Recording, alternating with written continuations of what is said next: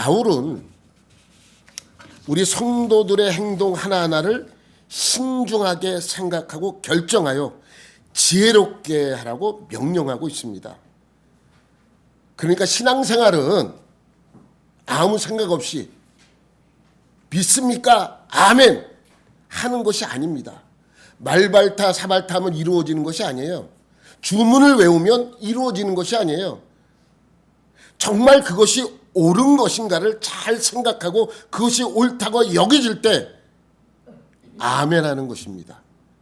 그러니까 아무 때나 아멘 하지 마십시오. 믿습니까? 그럼 다 아멘 해래. 뭘 믿어요? 그러면 우리가 주문 외우는 거하고 뭐가 다르겠습니까? 또한 행동도 조심해야 하는 것도 마찬가지죠. 그래서 15절의 말씀이라고, 이것이 15절의 말씀이라고 지난주에 설명을 드렸습니다. 그런즉 너희가 어떻게 행할는지 자세히 주의하여 지혜 없는 자 같이 하지 말고 오직 지혜 있는 자 같이 하여. 그러니까 이 말씀은 우리 행동 하나하나를 주의 깊게 생각하고 그것이 하나님의 뜻인가 아닌가를 판단하여 행하라는 의미의 말씀입니다. 그래서 17절에도 이렇게 말씀하잖아요. 그러므로 어리석은 자가 되지 말고 오직 주의 뜻이 무엇인지 이해하라. 내가 하는 것이 하나님의 뜻인가? 이렇게 하는 것이 하나님의 뜻인가? 이렇게 행동하시는 것이 하나님의 뜻인가? 늘 그것을 생각하고 하라고, 행동하라고 설명하고 있는 것이죠. 그러니까 아무 생각 없이 신앙생활하지 말고 하나님의 뜻이 어디 있는지 생각하며 신앙생활을 하라는 뜻입니다. 이 말씀은 행동만을 지적하는 것이 아니에요. 신앙생활 전반에 걸쳐서 필요한 모든 것들입니다. 말 한마디도 마찬가지죠. 그러니까 이 우리가 목사가 전하는 말씀도 마찬가지예요. 목사가 100% 옳을 수는 없습니다. 물론 우리가 말씀을 연구하고 그 연구에서 가르치지만 그 말씀이 정말 하나님의 뜻에 합당한 말씀과 늘 기억하며 그것이 옳다 아니다라는 것을 판단하셔야 하는 것이죠. 여러분, 우린 주일마다 하나님의 말씀을 듣잖아요. 그러니까 무조건 믿습니까? 그러면 아멘 하지 말란 말이죠. 이 말씀이 정말 하나님의 뜻인가? 하나님이 정말 이렇게 말씀하신 것인가? 성경 말씀을 주의 깊게 생각하고 아멘 하라고 말씀하고 있는 것입니다. 여러분, 이단들을 한번 생각해 보세요. 아니면 조금만 생각해 보면 얼마나 잘못됐는지 알아요. 이단들은. 여러분, 박대선이는 자기가 하나님이래요. 안 웃기십니까, 여러분? 문선명이는 자기가 예수의 형이래요. 더 웃긴 거는 이만희는 자기가 보혜사래요. 모든 이단의 개수들이 말하는 논리는 성경적이지 않아요. 그러니까 조금만 생각해 보면 이것이 얼마나 잘못되었다는 것을 알 수 있습니다. 이들은 사람들이 세뇌시키고 가스라이팅 시켜가지고 분별력이 없게 만들고 지혜롭지 못하게 만드는 것이죠. 이것을 분별하는 것이 지혜입니다. 제가 지난주에도 설명드렸죠. 유튜브에서 자기가 재림 예수라고 하는 유튜브가 있어요. 그래서 그 사람을 지칭하여 유튜브 재림 예수라 그래요. 돈은 필요 없대. 돈은 나는 돈이 필요 없는 사람입니다. 내 책 좀 사주세요. 아니, 이상하지 않아요? 돈이 필요 없는데 왜 책을 사라 그래요? 책을 나눠줘야지. 여러분, 조금만 생각하면 얼마나 잘못됐는지 알 수 있어요. 그런데 지혜 없는 자처럼 지혜 없는 삶을 자꾸 답습합니다. 여러분, 옳은 소리 잘하는 사람 있잖아요. 아유, 저 사람은 너무 그냥 옳은 소리를 잘해. 뭐 그 사람이 하는 이야기는 틀린 소리 아니에요. 옳은 소리입니다. 다만 듣는 사람이 기분 나쁠 뿐이죠. 틀린 소리 아니에요. 그것 때문에 상처를 받습니다. 그래도 합니다. 본인이 알아요. 아, 내가 정말 입이 방정이야. 나는 입이 방정이야. 본인이 알아. 근데도 또 못 참어. 아유, 저 한마디 해야 돼. 그럼 꼭 해야 돼. 자기 입 때문에 상대방이 상처를 받는 것도 알고 있어요. 그러면서 뭐라 그러냐면, 난 이렇게 하지 말아야 되는데, 이렇게 하지 말아야 되는데 하면서 해. 여러분, 제가 예전에 양 목사님 얘기, 갈보리교에서 양 목사님 얘기 하잖아요. 어떤 분이 가방을 갖고 왔는데 집사님이 가방을 들고 왔어요. 명품이에요. 명품 가방을. 그러니까 우리는 명품인 줄 알아요. 그 양 목사님 뭐라 그러냐면, 이 명품 가방 들으셨네. 너무 예쁘다. 막 이렇게 해. 그러면 좀 약간 좀 이렇게 마음이 들뜨잖아요. 그럼 한마디 딱 해. 요즘은 짝퉁도 잘 만들어. 그렇게 한 목사님 얘기인데, 본인이 그렇게 말 때문에 상대방이 상처받는 거를 알아요. 왜, 이제 동갑이었어요. 그래서 내가, 왜, 당신은 왜 그렇게 말을 생각 없이 하냐. 할 얘기가 있고 안 할 얘기가 있지 않냐. 그럼 자기도 안 돼. 아는데 왜 하냐? 자기도 모르겠대. 안 하려고 그러는데 못 견디겠대요. 여러분, 다른 목사님이 이제 우리 무슨 생일인가 집들인가 해갖고 초대를 해서 부목사님들을 그래서 거기 가서 식사를 했어요. 근데 사모님이 이제 잔뜩 음식을 차려놨어요. 근데 고기를 이렇게 해놨는데 고기가 맛이 없더라고. 좀 질기고. 우리는 그냥 모른 척하고 먹잖아요. 근데 그 목사님 그래. 고기가 너무 질겨. 아니요, 열심히 만들었잖아, 사모님이. 그럼 그냥 모르는 척하고 먹어야지. 그때 고기가 너무 질겨. 이러면서 막 이러니까 사모님 얼굴 슬쩍 봤는데 너무 안 좋으신 거예요. 그러니까 수입고기를 한 것 같아. 그러니까 그 얘기를 하는 순간 사모님이 그러니까 내가 한마디 옆에서 했어요. 질겨도 질긴 게 좀 씹는 맛이 있지. 그리고 열심히 저는 먹어서 집에 와서 다 토했어. 와서 토했어요. 여러분, 왜 그렇습니까? 우리는 말이나 행동에서 신중하게 하고 사력 있게 하고 나의 기분이나 감정을 앞세우지 않고 나를 죽여서 남을 살리는, 그래서 이기적인 삶이 아닌 이타적인 삶을 사는 것이 지혜로운 삶이고 하나님이 원하는 삶이죠. 알아요. 여러분 다 알잖아요. 근데 안 돼. 저도 마찬가지고요. 잘 안 돼. 나는 참으려고 그랬는데, 그럼 끝까지 참아야지. 왜 참으려고 그랬는데 안 참냐 말이죠. 그럼 그런 지혜로운 삶의 시작은 무엇에서 시작하는 줄 아십니까? 세월을 아끼는 것에서부터 시작합니다. 그래서 16절에 뭐라고 말씀하세요? 세월을 아끼라, 때가 악하니라. 세월을 아끼는 것이, 아껴서 사는 것이 어떻게 지혜로운 삶인지 오늘 여러분에게 그것을 말씀드리려고 합니다. 여러분, 세월이라고 번역된 이 헬라어는 카이로스라 그래요. 카이로스.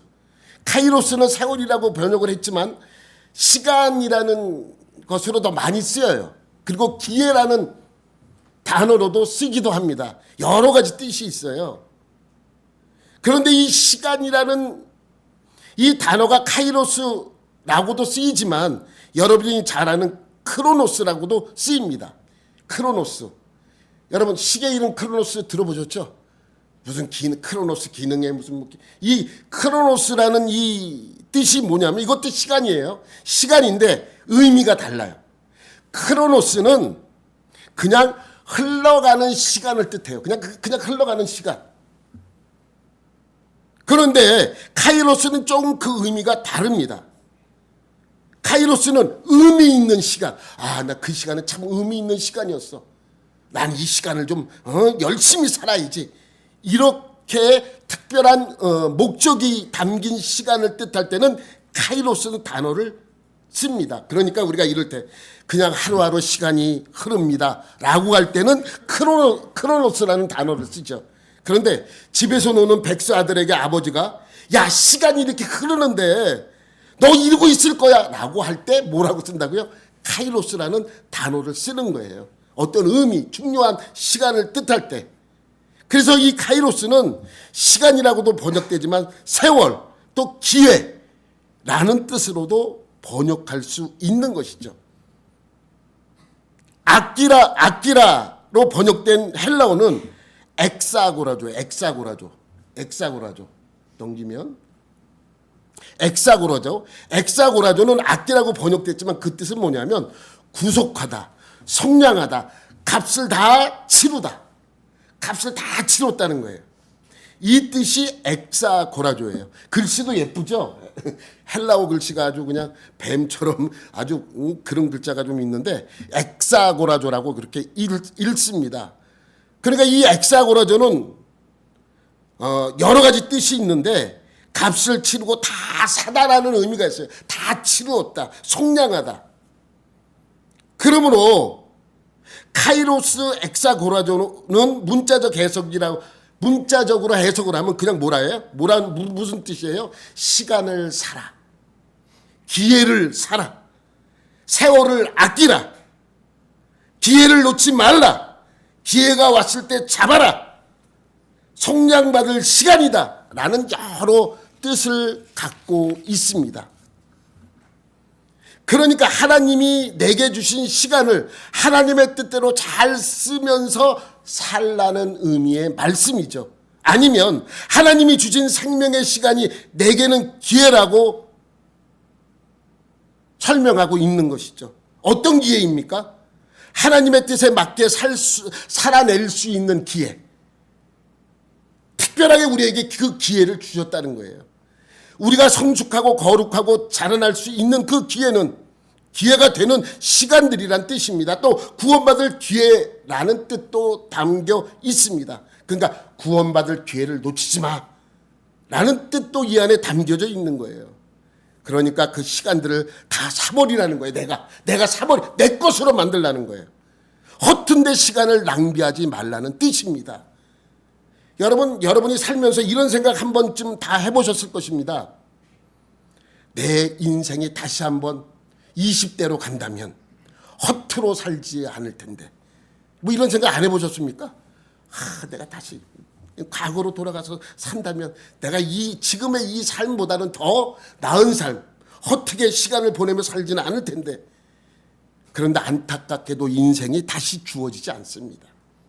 그러니까 지금의 시간을 그러한 마음가짐으로 살아내는 것입니다. 그러니까 지금의 남은 시간을 어떻게 사용하느냐?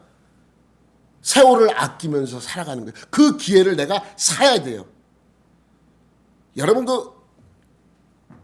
맛있는 음식점 가면 공통점이 있죠. 뭐예요? 기다려야 돼. 가보면 사람이 언제나 많어. 저는 웬만하면 기다려서 안 먹어요. 기다려? 다른 데가. 근데 정말 맛있어. 정말 이 집은 먹을 만해 기다려서. 그럼 기다려. 한 30분, 1시간 기다렸다 먹을 수도 있어요. 근데 여러분 생각해 보세요. 그 기다리는 시간이 뭐예요? 내가 그 음식을 사는 시간이에요. 돈도 지불하지만 그 기다리는 시간도 역시 그 음식을 사는데 투자하는 거예요. 무슨 말씀인지 이해하시죠? 이것이 카이로스 엑사고라조입니다. 세월을 아끼라라고 번역한 이 단어의 뜻은 그만한 가치가 있기 때문에 내가 그 시간을 내가 뭐 하는 거예요? 사는 거예요. 그러니까 너희는 이 시간을 사라는 거예요. 이 기회를 사라, 세월을 사라고 우리에게 말씀하고 있는 것입니다. 여러분, 그런데 왜 그 기회, 우리의 시간을, 우리의 세월을 아끼면서 살아야 합니까? 그 이유는 바로 뒤에 붙어 있어요. 16절 다시 볼게요. 때가 악하니라. 기회를 사야 되는데 왜 기회를 사야 되느냐? 그만큼 때가 뭐하다는 거예요? 악하다는 것입니다. 악하기 때문에 우리는 정신을 차리고 우리에게 주어진 시간을 최대한 이용해야 합니다.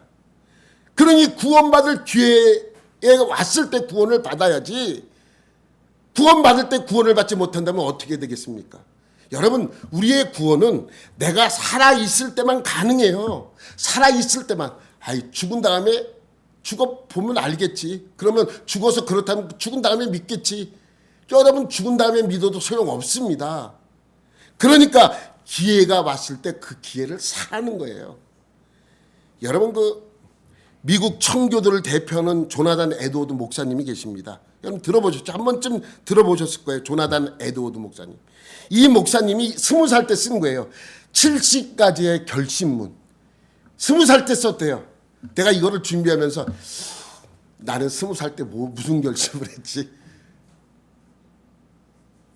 이것도 팔아요. 여기 보면 이 영문판이라 그러지 팔아요. 얇은 그냥 7가지 결심문이에요.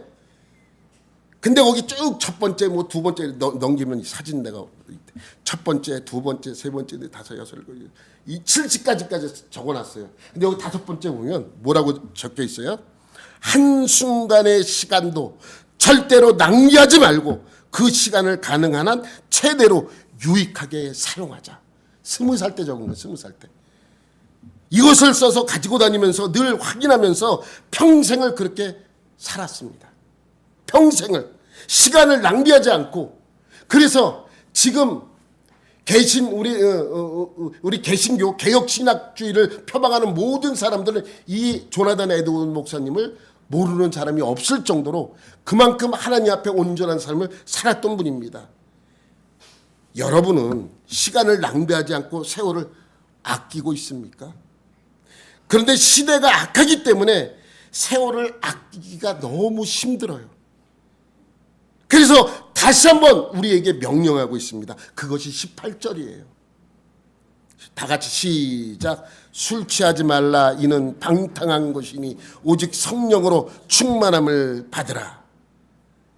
여러분 이 구절은요. 재미있는 것은 술 먹는 사람들이 합당한 명분으로 삼기 위해서 언급되는 구절이에요. 왜냐하면 야 성경에 언제 술 먹지 말라 그랬냐. 술 취하지 말라 그랬지. 술 취하지 말라 그랬잖아요. 술 먹지 말라 그런 게 술 취하지 말라. 나는 술을 먹어도 취하지 않을 정도만 먹어. 그게 명분이에요. 여러분 여기서 술 취함이라는 것은 단순히 술을 많이 마셔서 감당할 수 없는 상태를 이야기하는 것이 아닙니다. 이것은 그 상태의 것을 이야기하는 것이 아니라 다른 것입니다. 그것은 뭐냐면 성경에 보면 술 취하지 말라는 구절들이 참 많이 나와요. 그 중에 몇 개를 제가 여러분에게 소개를 시켜드리도록 하겠습니다. 누가복음 21장 34절입니다. 시작. 너희는 스스로 조심하라.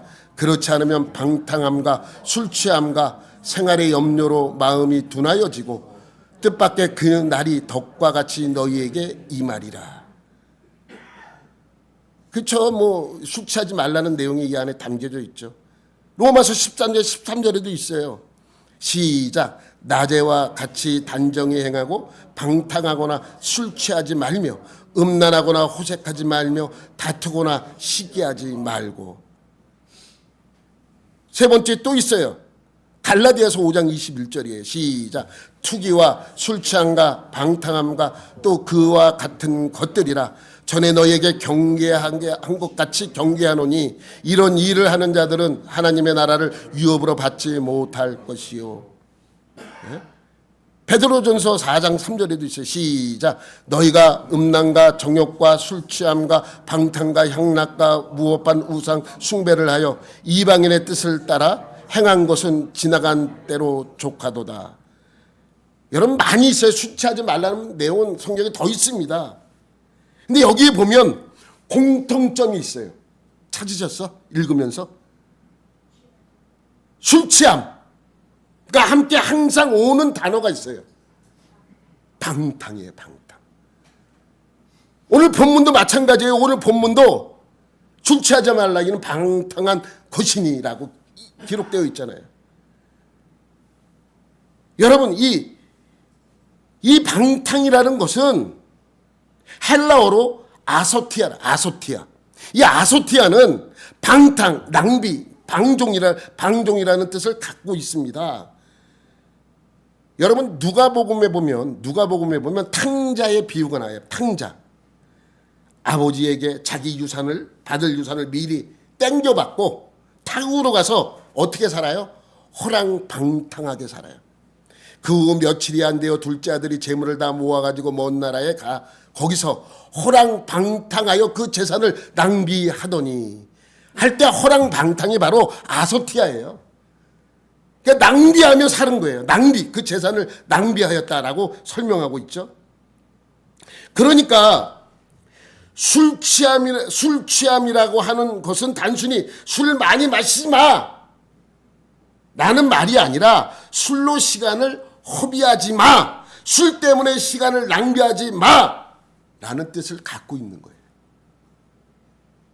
여러분, 바울 당시 이 근동지역이나 헬라권 문화에서 사람들의 대표적인 것이 술 취해 갖고 있는 거예요. 해롱해롱 술 취해 갖고 있는 거예요.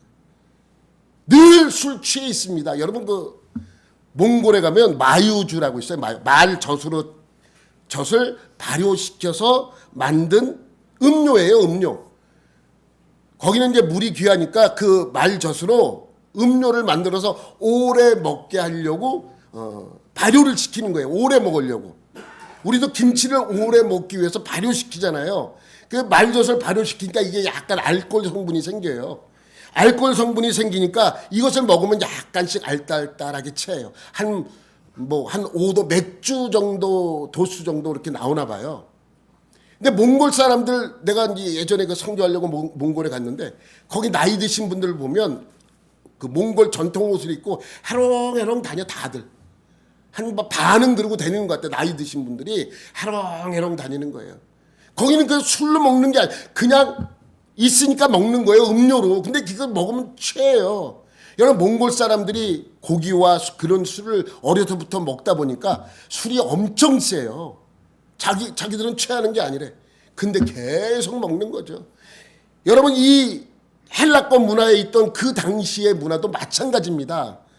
포도주는 더 독하잖아요. 포도주는. 유럽이나 근동 지역에서 포도주는 음식 먹을 때 함께 먹는 뭐예요?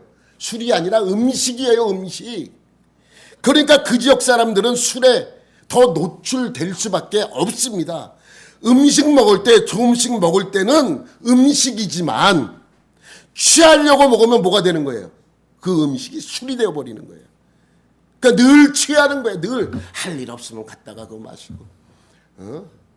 밥을 잘 먹기 위해서 포도주 한 잔씩 먹는 것이 아니라 술을 먹기 위해서 밥을 먹는 거예요. 그래서 성경에서 술 취하지 말라 라는 것은 시간과 연관이 있어요. 시간을 허비하는 것과 연관이 있는 것입니다. 시간을 낭비하는 것이라고 성경은 말씀하고 있는 것입니다. 바울도 오늘 본문에서 취하는 것만큼 시간을 허비하는 것은 없다라고 설명하고 있습니다. 여러분, 술의 특징이 뭡니까? 술은 시간과 에너지를 낭비하게 만듭니다. 술 취함은 규모 있고 단정한 삶을 무질서하고 혼돈된 상태로 헝클어 버립니다. 여러분, 술은요, 의학적으로 각성제가 아닙니다. 억제제라고 합니다. 억제제. 우리의 중추신경을 알코올이 마비시켜 버리는 거예요. 그래서 인간의 중추신경이라는 거 하는 것은 자율, 지혜력, 이해력, 판단력, 판별력, 균형, 이런 것을 관장하는 기관인데 그것을 알코올이 들어가서 마비시키는 거예요. 사람들이 술을 마시면 왜 용감해지는 줄 알아요, 여러분? 용감해져요. 용기가 안 날 때 한 잔 쫙 마시고 나면 용기가 난다. 여러분, 그 예전에 내가 아는 목사님이 술을 한참 마실 때 밤중에 어딜 걸어가는데 이렇게 두렵더래요. 두렵더래. 그래서 가기 전에 구멍가게에서 소주를 사다가 새우깡에다가 간장을 탁 하면, 아니, 멀쩡할 때는 그렇게 두려웠는데 술 한 잔 딱, 그분이 예수 안 믿을 때 얘기해 또. 술이 한 잔 딱 들어가니까 그 두려움이 다 사라지더래요. 싹 순간에 사라지더래요. 그래서 그 무서운 그 밤길을 혼자 걸어갔다는 그 이야기를 하시더라고요. 그러니까 판단력, 판별력, 이해력을 상실해버리게 만드는 것이죠. 여러분, 술에 취하면요, 아무 데서나 누가 보든 말든 강아지처럼 그냥 아무 데서나 소변을 보잖아요. 예? 또 누가 뭐라 그래도 싸우는 거예요. 창피한 줄을 몰라요.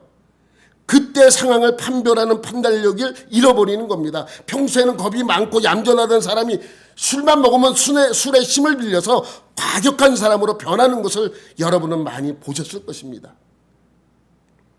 술은요, 판단력을 흐리게 만들어요. 여러분, 제가 예전에도 한번 했던 이야기 같은데, 친구 목사님 얘기해요. 친구 목사님이 어려서 이제 대학교 가기 전에 이제 시골에 집에 잠깐 내려가 있었대요. 그런데 동네 친구 중에, 친한 친구는 아닌데 친구 중에 알코올 중독자 친구가 한 명 있었대요. 알코올 중독이 된 친구.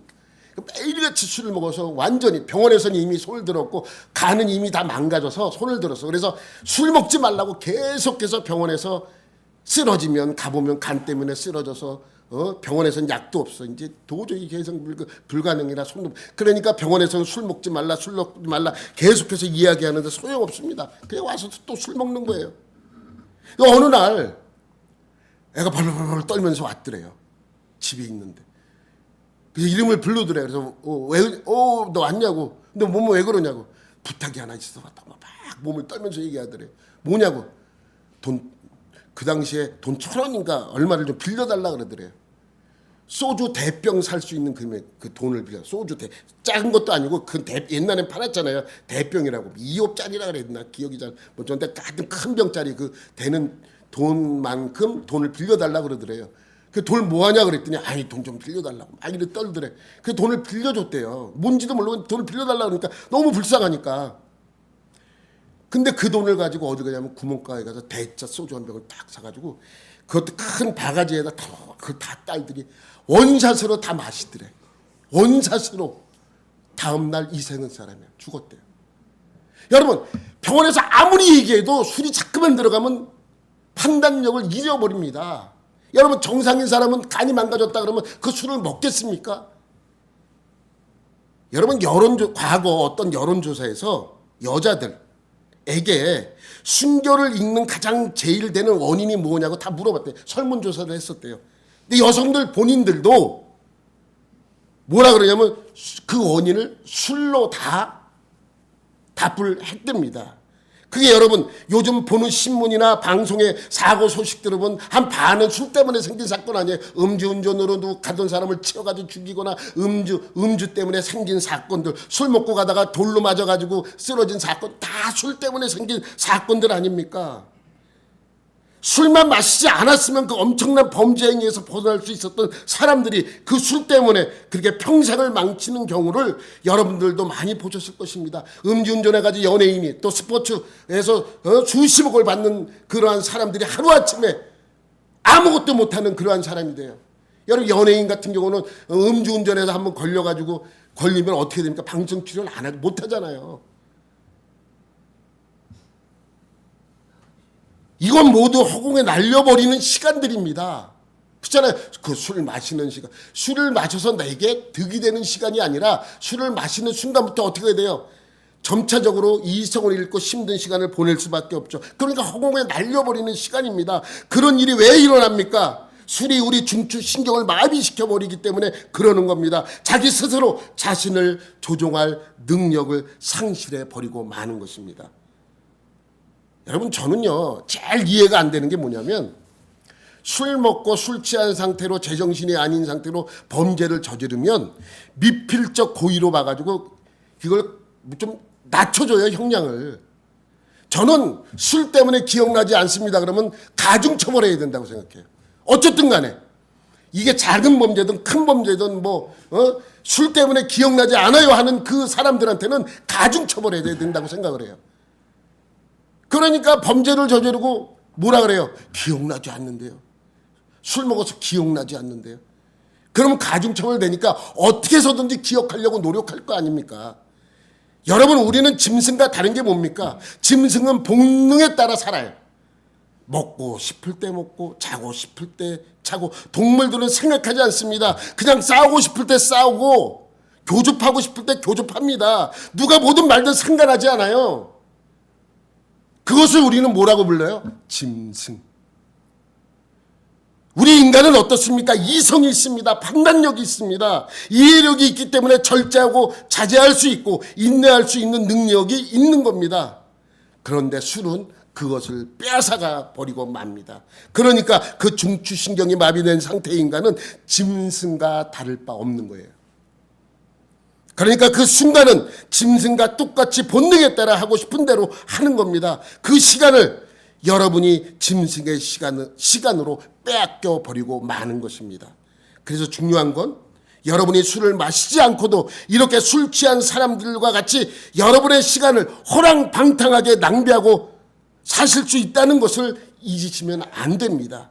여러분이 술은 마시지 않았지만 술을 마신 사람처럼 시간을 엉뚱한 곳에 쓰게 되면, 그리고 자기의 본능을 쫓아서만 살게 되면 여러분은 성경에서 말하는 술 취한 사람과 조금도 다를 바 없는 사람이 되어버리고 마는 것입니다.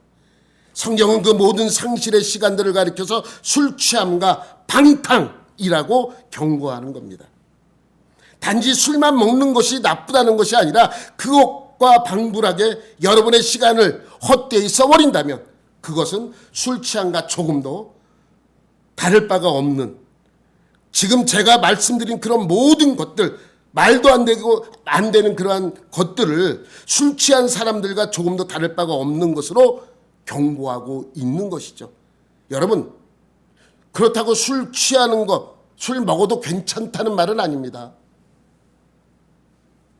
여러분, 단순히 술 취하는 것은 방탕한 것을 하지 말라고 이 말씀을 주는 것이 아닙니다.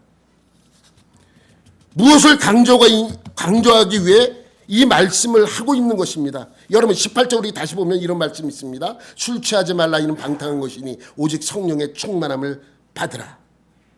그래서 대조하여 말씀하는 것입니다. 그러니까 성령 충만을 강조하기 위하여 무엇을 가져오는 거예요? 술 취함을 가져오는 것입니다. 대조하기 위해서. 극적인 것을 대조하기 위해서 술 취함과 성령 충만을 비교하기 위해서 술 취함을 가져오는 거예요. 어떤 목사님은 성령 충만을 술 취하는 거에 비유하는데 다릅니다. 여러분, 성경에서 무엇을 하지 말라는 것은 그것을 하는 대신에 다른 것을 하라고 적극적인 권고가 함께 들어있는 것은 종종 봅니다. 예를 들어서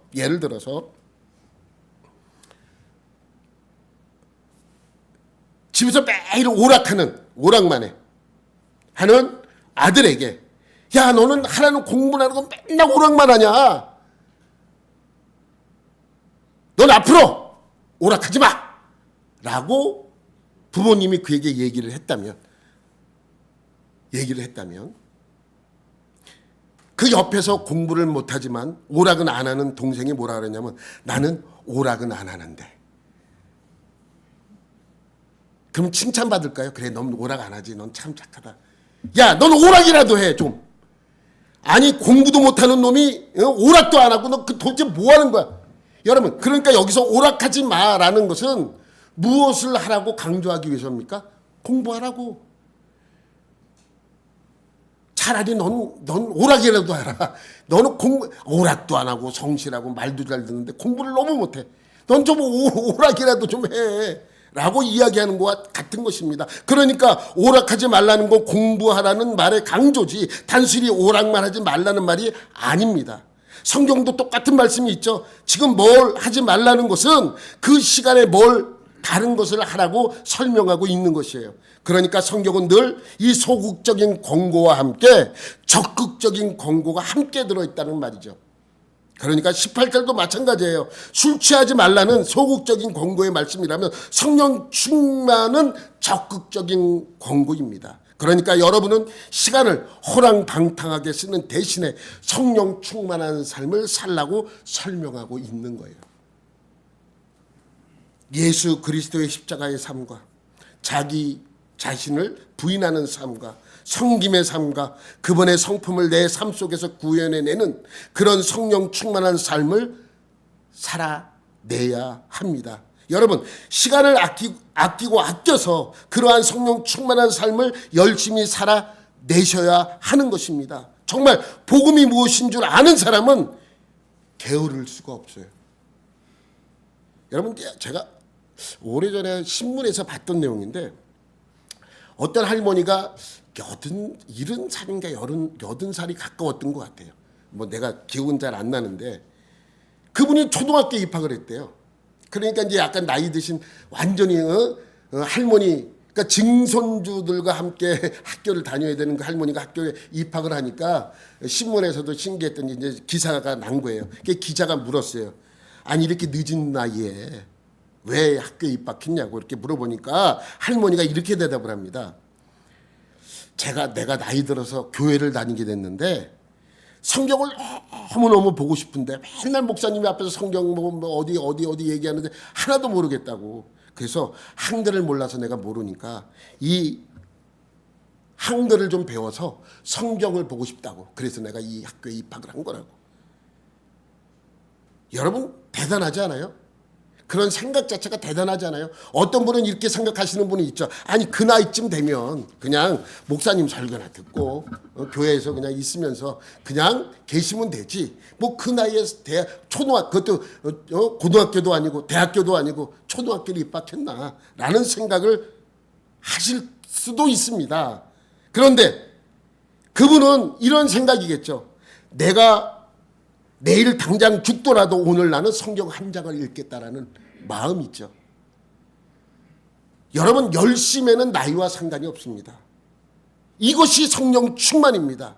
예수 믿는 성령 충만한 사람은 하나님을 향한 열심이 점점 더 커지는 것입니다. 나이와 상관없어요. 우리 인생은 60부터라고? 아닙니다. 바뀌었어요. 인생은 80부터라고 그러더라고요. 어떤 것이 성령 충만입니까? 충만은요 무슨 뜻이에요? 가득 찼다는 거, 가득 찼다는 거, 충만, 가득 찼다. 그래서 성령님이 내 안에 가득 찼다는 것은 성령님이 나를 지배하고 있다는 뜻입니다. 여러분 성령님이 오순절날 처음으로 사람 안에 역사했습니다. 그 이후에 사람들이 어떻게 변했는지 여러분이 더 잘 아시지 않습니까? 성령 받기 전 한번 생각해 보십시오. 자기들의 인생을 걸었던 예수님이 십자가에 못 박혀 죽자 자신들의 미래가 불투명해졌고 잘못하다가는 공범으로 몰려 죽을 수도 있다는 생각이 들었습니다. 그래서 대부분 어떻게 했어요? 고향으로 떠났어요. 그러나 부활하신 예수님이 다시 그들을 모아서 성령 받기 전까지 이곳을 떠나지 말라고 부탁을 합니다. 너희는 제발 성령 받기 전에 내가 약속한 그것을 받기 전에 너희는 이곳에서 떠나지 말라. 그리고 오순절날이 되었고 그 오순절날 성령님이 각 사람에게 임했습니다. 그리고 이들은 성령의 충만함을 받았어요. 성령 받은 그 이후의 삶은 어땠습니까? 목숨은 두 번째 문제고 다 복음을 들고 세상 끝까지 가서 열심을 행하며 복음을 전했습니다. 여러분 왜 바울은 우리에게 세월을 아끼라 라고 합니까? 왜 시간을 아끼라 라고 합니까? 왜 기회를 잡으라고 우리에게 말씀합니까? 왜 이 시간을 사라고 우리에게 설명하고 있습니까? 바로 성령 충만한 삶을 살라고 이 말씀을 주고 있는 것입니다. 여러분 우리는 성령 충만한 삶을 사는 시간도 부족한데 왜 다른 데 기웃거립니까? 성령 충만하게 사는 시간조차도 부족한데 왜 다른 데 기웃거리며 실수를 범하느냐 이 말입니다. 여러분 모두 세월을 아껴 성령 충만한 삶을 사는 여러분들이 되시기를 예수님의 이름으로 축원합니다.